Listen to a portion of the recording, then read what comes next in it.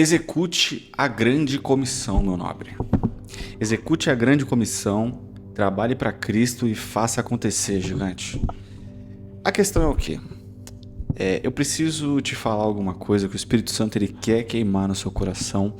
Sobre todos os cristãos, nós devemos ser agentes de avivamento. É porque como a gente sempre vincula avivamento com aquelas histórias gigantescas de avivamento que aconteceu em diversos locais no mundo, por exemplo, Azusa, a questão que eu quero falar para cada um de vocês é que você ser um agente de avivamento não é sobre volume, não é sobre a sua força, não é sobre a relevância, mas sim pelo Espírito. Uma referência do versículo que está escrito em Zacarias. Mas o papo realmente é que você precisa ser um agente de avivamento. Impactar as pessoas que estão ao seu redor. Esse aqui é mais um episódio do Doca Podcast. Espero que você esteja muito bem. Esse aqui é a segunda temporada, mas se eu não me engano é o episódio 12, 13, eu não sei. Mas espero que sua vida esteja abençoada, uma semana incrível para você. Amém? Hoje eu vou falar sobre você ser um agente de avivamento e o que acontece quando você é um agente de avivamento. Primeira coisa que você precisa ter clareza: quando você se torna um cristão, você é chamado para ser um pequeno Cristo, para ser como Cristo. Então você necessita buscar fazer discípulos. E buscar fazer discípulos, eu não estou falando para você ter um ministério. Tá chovendo. Não estou falando para você ter um ministério, podemos assim dizer, mas é você impactar as pessoas que estão ao seu redor. Eu vou ler aqui 2 Crônicas 7, versículo 14, que está escrito: Se o meu povo, que se chama pelo meu nome, se humilhar e orar, buscar a minha face e se afastar dos seus maus caminhos, dos céus o ouvirei, perdoarei o seu pecado e curarei a sua terra.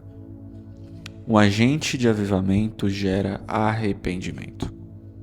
Essa é a primeira clareza que você precisa ter, de você é um agente de avivamento aonde você está.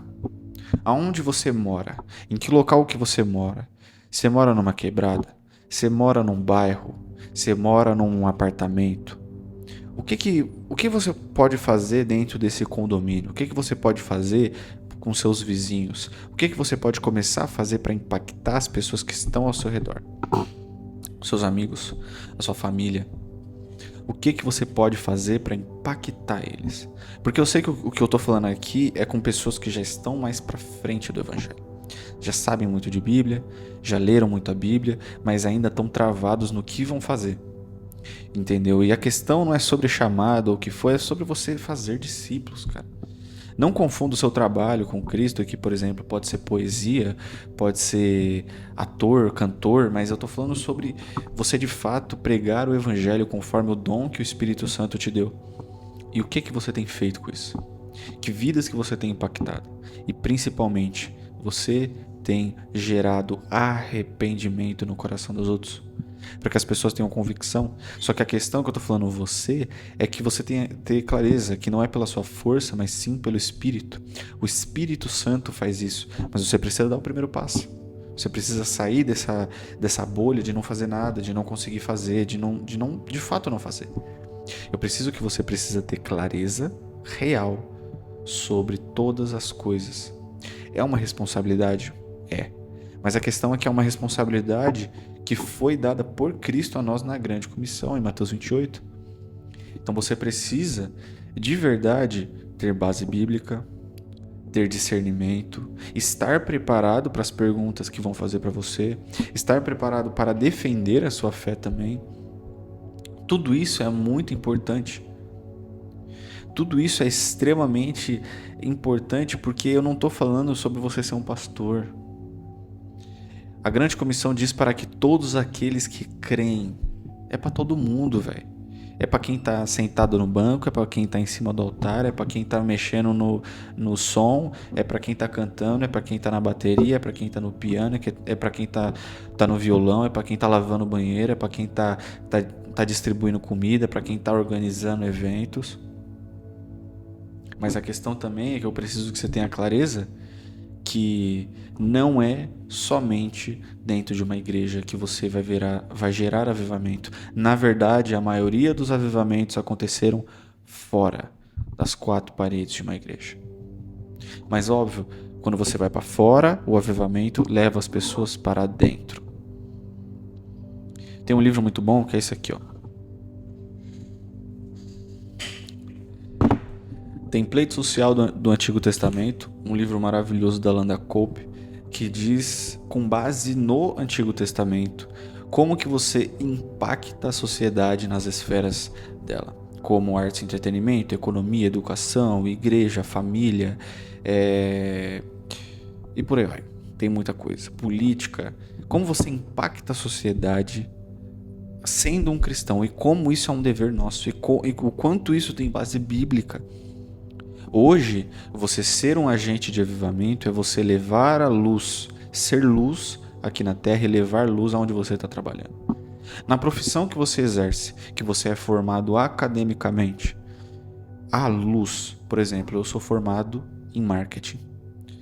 No meu meio de marketing, é muito comum pessoas que abominam a minha fé. Abominam a minha fé. No meu meio, tem muitas pessoas que simplesmente abominam a minha fé. E a questão aqui é que eu preciso que você tenha clareza disso. Ser um agente de avivamento é ser luz. Eu vou ler aqui para você Mateus 5, versículo 14 a 16. Vocês são a luz do mundo. Não se pode esconder uma cidade construída sobre um monte, e também ninguém acende uma candeia e a coloca debaixo de uma vasilha. Ao contrário, colocá-la no lugar apropriado e assim ilumina a todos os que estão na casa. Assim brilhe a luz de vocês diante dos homens, para que vejam as suas boas obras e glorifiquem ao Pai de vocês que está nos céus. Glorifiquem a Deus. Em João 15 vai falar que nós glorificamos a Deus através dos frutos. Você ser luz, você ser um agente de avivamento, é você gerar frutos. Que frutos? Frutos do Espírito. Vai lá ler Gálatas 5, versículo 22 e 23. Você gerar esses frutos através das outras pessoas. Você ser um agente de avivamento.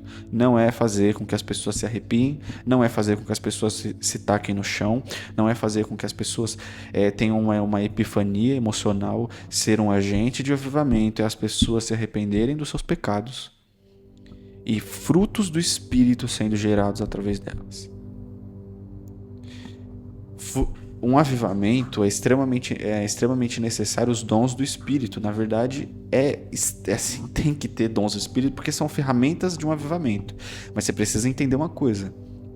Se o Espírito Santo te presenteou com um dom, se ele te deu o dom de cura, você precisa exercer. Mas uma coisa é muito importante. Dons sem frutos é apenas ruído. E dons não vão te levar para o céu. Quando nós lemos a passagem da pessoa que chegou a Jesus, eu curei em seu nome, eu fiz aquilo em seu nome, eu fiz aquilo em seu nome, a pessoa só recitou dons. Mas o que Deus olha são os frutos. Eu quero saber se você é uma árvore boa, eu vou olhar para o que você já gerou. Quais frutos você está gerando? Que frutos você gerou na sua vida e na vida dos outros? Amai os outros como a si mesmo. Que frutos que você está gerando? Que frutos que você precisa gerar? Que fruto que você precisa desenvolver, mano? E tudo isso é um processo, mas você ser um agente de avivamento é você impactar o que está aqui. Você quer ir lá para fora? Primeiro impacte as pessoas que estão morando com você. Primeiro impacte as pessoas que estão ao seu redor. Não é sua responsabilidade, mas vá, mano. Não é sua responsabilidade que elas sejam salvas. Mas é sua responsabilidade que elas conheçam o verdadeiro evangelho. O verdadeiro evangelho. Que nós sejamos como o povo de Bereia. Um povo de Bereia que lê a Bíblia, expõe a Bíblia e examina o que a pessoa está falando. Mas também a pessoa vai falar e seja um povo de Bereia ativo, que é um povo de Bereia em chamas, que vai pegar isso daqui e vai ser agente de avivamento lá fora. Sai do seu quarto. É fácil postar stories no Instagram de versículo. É uma ferramenta. Mas se você só faz isso, é necessário algo presencial. Tá ligado? Se você quer desenvolver muito isso, cara, tem aqui os podcasts que te ajudam a te capacitar para isso. Tem os vídeos, né? Se você mora aqui em São Paulo, tem a célula do Doca toda sexta-feira que eu faço aqui onde eu moro. Também toda segunda-feira tem o futebol do Doca também. A questão é que você precisa começar a criar e gerar coisas diferentes aonde você mora. Fazer coisas novas. Sair da mesmice. Tirar do papel que Deus colocou no seu coração. Amém? Seja um agente de avivamento.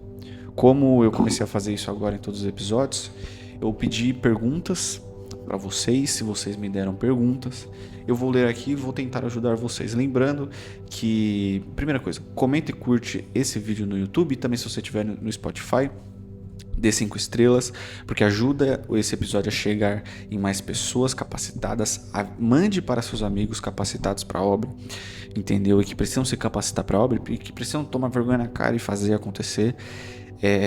E mandem perguntas, que eu tô aqui para ajudar vocês, para fazer com que vocês também saiam dessa mesmice e, né, façam coisas diferenciadas. Primeira pergunta que mandaram foi: o que é mais importante para ter em um relacionamento... Não, o que é mais importante para ter um relacionamento que agrada a Deus? A coisa mais importante, primeiro, obedecer os mandamentos. No último episódio, eu falei exatamente sobre isso, como se manter fiel a Deus. E é extremamente necessário que para você se manter fiel, para você permanecer no amor, como está escrito em João 15, você precisa obedecer os mandamentos. Obediência. Entendeu? Não é sobre você ser um crente, é sobre você ser um discípulo. Um discípulo obedece, um discípulo é transformado, um discípulo muda tudo que ele faz, a maneira com que ele faz. Então, para você ter um relacionamento que agrada a Deus, você não é sobre a quantidade, é sobre a obediência. Entendeu? Então, a obediência é você todo dia ter uma rotina de ler a Bíblia, de estudar a Bíblia. É uma rotina de jejuar semanalmente, uma rotina de orar todo dia. Entendeu? Uma rotina de pregar o evangelho para as pessoas, sair pregando para os outros, ter amizades, entendeu? Fazer grupo, sei lá, qualquer coisa, criar conteúdo, tá ligado? O que eu falei sobre sair do quarto é tipo assim, mano, cria conteúdo, é uma chance de você chegar em mais pessoas, mas que não seja só isso, sabe? Porque não adianta nada, a internet tá vendo que você tá pregando evangelho, mas quem mora com você tá vendo que você não é nem um pouco isso, que você não faz isso no seu dia a dia. Vença a timidez, tá ligado? Então, obediência. Segunda, por que as pessoas, mesmo sabendo que estão desagradando a Deus, continuam pecando? Isso não é nenhuma surpresa, né? Quando você vai ler o Velho Testamento inteiro, o povo de Israel fizeram imensuráveis cagadas, até a pior de todas, que era a idolatria a outros deuses, como por exemplo quando eles fizeram o bezerro de ouro. Então nós somos corrompidos. E a questão é que a fidelidade ela é muito complicada para nós, não que não seja impossível, mas que nós somos infiéis a Deus. Né? Em Timóteo está escrito que mesmo quando nós não somos quando nós somos infiéis, Deus se mantém fiel porque ele não pode negar a si mesmo. Cristo não pode negar a si mesmo. E o ponto aqui é que desagradar a Deus as pessoas sempre vão fazer. A questão é que nós precisamos lutar contra isso. No Antigo Testamento não existia a graça que foi conquistada na cruz. E agora nós temos a graça. E a graça não simplesmente nos remiu de todos os nossos pecados, mas também nos capacita a viver uma vida santificada, que é o Espírito Santo. Para que essas pessoas que desagradam a Deus, mesmo sabendo que estão errando, elas precisam escutar o Espírito Santo, o incômodo do Espírito Santo. Porque se essas pessoas estão incomodando e sabem que estão incomodando, provavelmente elas estão beirando a iniquidade, né? Porque tem a transgressão, né? Porque tem o pecado, transgressão e iniquidade. O pecado é errar o caminho, transgressão é você pecar mesmo sabendo que é errado, e iniquidade é quando o pecado faz parte do seu sistema. Então, sistema, cultura e tudo mais. Então, realmente quando você é iniquidade, é quando você peca, mas não sente mais nada, entendeu?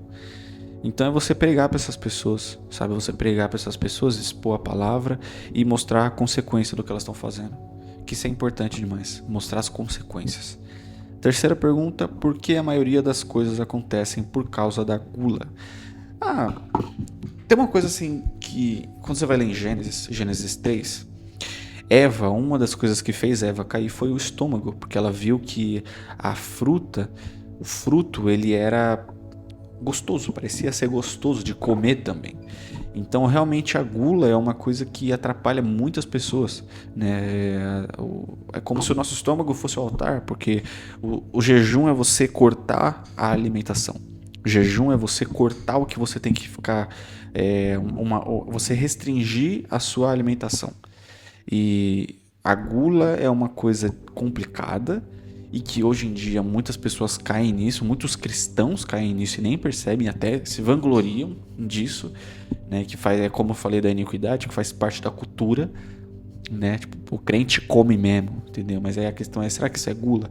Porque gula também é pecado, sabe? Então, isso é uma coisa que está desde o início, e isso sempre vai acontecer, né? Tipo, desagradando a Deus, Adão e Eva que desagradou, e também a gula, Adão e Eva gostou como era visível aquele fruto. Então, isso sempre vai acontecer.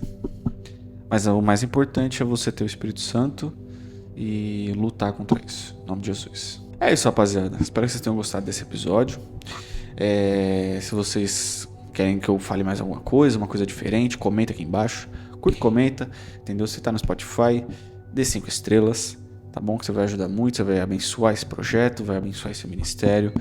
Amém? E é assim, vamos pregar o evangelho, vamos pra cima, seja um agente de avivamento, vou orar pela sua vida, tá bom? Senhor, muito obrigado mais uma oportunidade de estarmos aqui.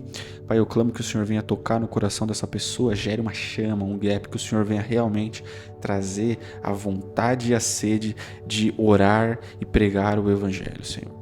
Que essa pessoa tenha uma fome e sede de realmente 3 horas da manhã acordar e orar, e orar, e orar pelas pessoas que ela conhece e por esse mundo, por esse Brasil, para que as pessoas sejam salvas.